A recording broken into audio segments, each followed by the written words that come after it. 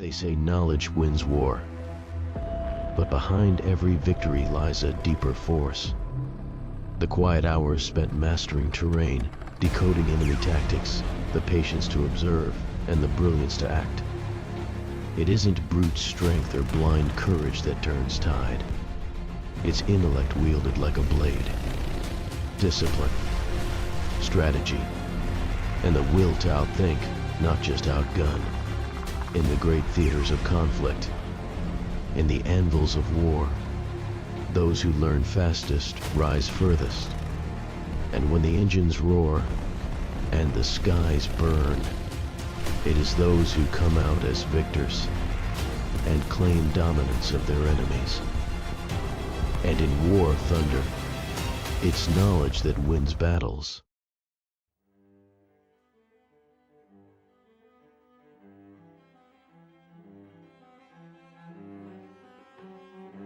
In the shadow of Cold War legacy, Germany faced a tactical dilemma.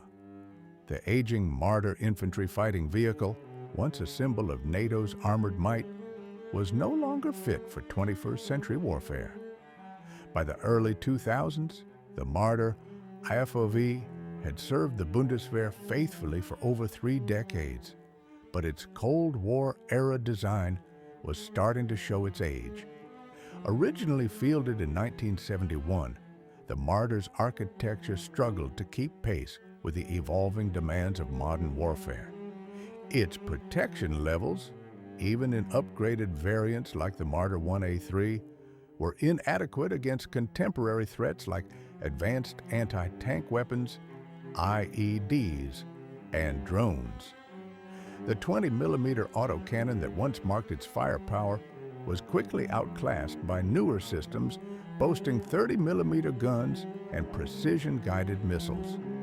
Mobility, too, became a limiting factor. Its suspension and drivetrain couldn't match the agility required for urban combat or rapid deployment in asymmetric environments.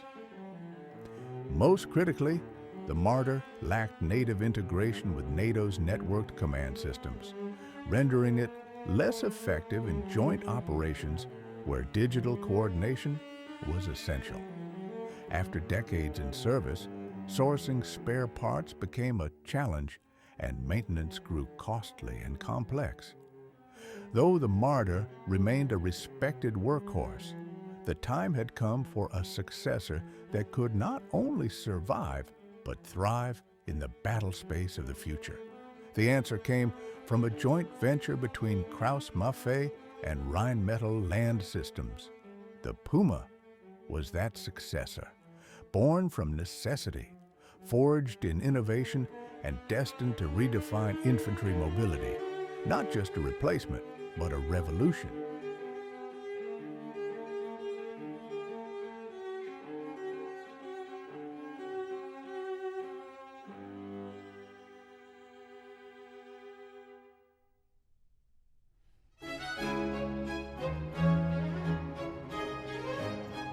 Puma VJTF is armed with a 30mm Mk32A BM cannon.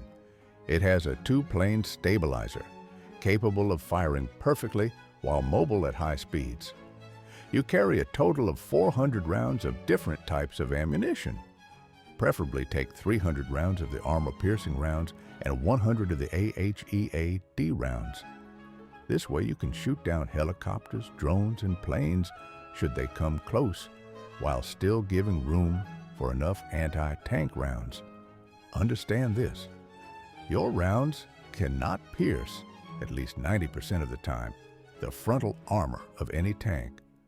You should use it instead to ambush tanks from behind or from the side, as it is more effective in those spots. You are also given 4 Spike anti-tank missiles, which should be used sparingly at close engagements or long ranges. These are variable in their effect, so only use them as a last resort. And last but not least, you are given the ability to scout. Always scout any and every enemy you see. This will raise your teammates' awareness and gives you extra points. Even more points are given if they are destroyed by a teammate after being scouted. So ensure your scout.